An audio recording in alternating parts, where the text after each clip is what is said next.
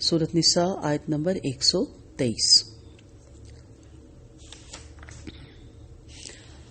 لیس بِأَمَانِيِّکُمْ وَلَا أَمَانِيِّ أَهْلِ الْكِتَابِ مَنْ يَعْمَلْ سُوءًا يُجْزَ بِهِ وَلَا يَجِدْ لَهُ مِنْ دُونِ اللَّهِ وَلِيًّا وَلَا نَصِيرًا۔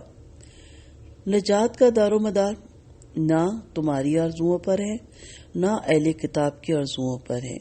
جو بھی برا کام کرے گا اس کی سزا پائے گا، اور اللہ کے سوا کسی کو اپنا حامی اور مددگار نہ پائے گا۔ سستی نجات کا عقیدہ۔ شیطان جن راہوں سے انسان کو گمراہ کرتا ہے ان میں سب سے زیادہ قابل ذکر سستی نجات کا عقیدہ ہے۔ تو اس میدان میں مسلمان یہود و نصارہ سے بھی دو ہاتھ آگے ہو گئے ہیں، جنہوں نے پیروں کی سفارش کے علاوہ اس دنیا میں بھی بہشتی دروازے بنا رکھے ہیں کہ جو شخص اس دروازے سے اس پیر کے عرس کے دن گزر گیا وہ جنتی ہے۔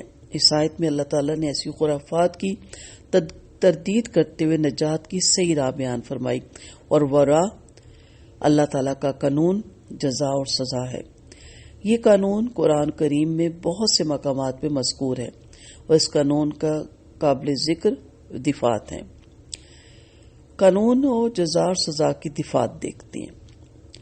ہر انسان کو نمبر 1، ہر انسان کو صرف وہی کچھ ملے گا جو اس نے خود کمایا ہو۔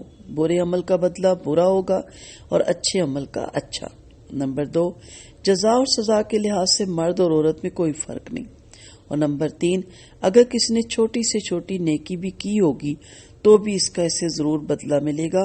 اللہ کسی کی چھوٹی سے چھوٹی نیکی کو بھی نظر انداز نہیں فرمائے گا، کسی کی ذرا برابر بھی حق تلفی نہیں ہوگی۔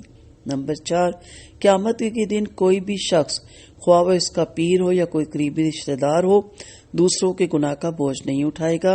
اور نمبر 5، یہ ناممکن ہے کہ کسی کے گناہ کا بار کسی کے سر پہ ڈال دیا جائے۔ اور نمبر 6، شفاعت کے مستحق صرف گناہ گار موحدین ہوں گے، وہ بھی ان شرائط کے ساتھ کہ اللہ جس کے حق میں خود سفارش چاہے گا اسی کے حق میں کی جا سکے گی۔ جس شخص کو سفارش کرنے کی اجازت دے گا صرف وہی سفارش کر سکے گا۔ اس قانون کے علاوہ نجات کی جتنی رائے انسان نے سوچ رکھی ہے وہ سب شیطان کی بتلائی ہوئی راہیں ہیں، ان کا کچھ فائدہ نہیں۔ البتہ یہ نقصان ضرور ہوگا کہ انسان ایسی امیدوں کے سہارے دنیا میں گناہوں پر اور زیادہ دلیر ہو جائے گا۔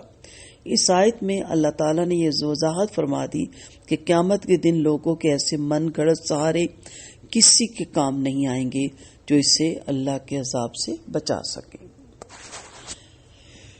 تو لیسا بِإِمَامِهِمْ بِأَمَانِيِّکُمْ، یعنی اہل کتاب کا خیال تھا کہ ہم خاص بندے ہیں، جن گناہوں پر لوگ پکڑے جائیں گے ہم نہیں پکڑے جائیں گے، ہمارے پیغمبر ہماری حمایت کریں گے، ہم صرف چند دن جہنم میں رہیں گے پھر ہم جنت میں چلے جائیں گے۔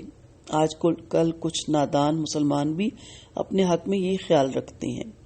سو اللہ نے فرمایا کہ برا کام جو کرے گا کوئی ہو سزا پائے گا، کسی کی حمایت کام نہیں آئے گی۔ اللہ کا پکڑا وہی چھوڑے تو چھوٹے، دنیا کی مصیبت پر آدمی قیاس کر لے۔ سو خوش فہمیاں اور خام خیالیاں سزا کو دفع نہیں کر سکتی، سزا ضرور ملے گی، خواہ دنیا میں ملے یا آخرت میں۔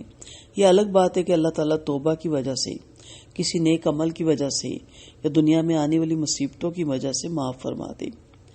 خلاصہ یہ ہے کہ کوئی یہ نہ سمجھے کہ وہاں اسے کوئی اپنے زور سے چھڑوا لے گا۔ وَلَا يَجِدْ لَهُ مِن دُونِ اللَّهِ وَلِيًّا وَلَا نَصِيرًا، اور وہ اللہ کے سوا اپنے لیے نہ کوئی دوست پائے گا اور نہ کوئی مددگار۔ ہاں اللہ تعالیٰ خود ہی دنیا کی تکلیفوں کو اس کے لیے کفارہ بنا دے یا اس کے توحید و سنت پر گامزن ہونے کی وجہ سے اس سے درگزر کر دے تو مالک اور مختار ہے۔ اللہ تعالیٰ ہم سے درگزر کا معاملہ فرمائے اور اللہ تعالیٰ ہم سب کو معاف فرمائے، آمین۔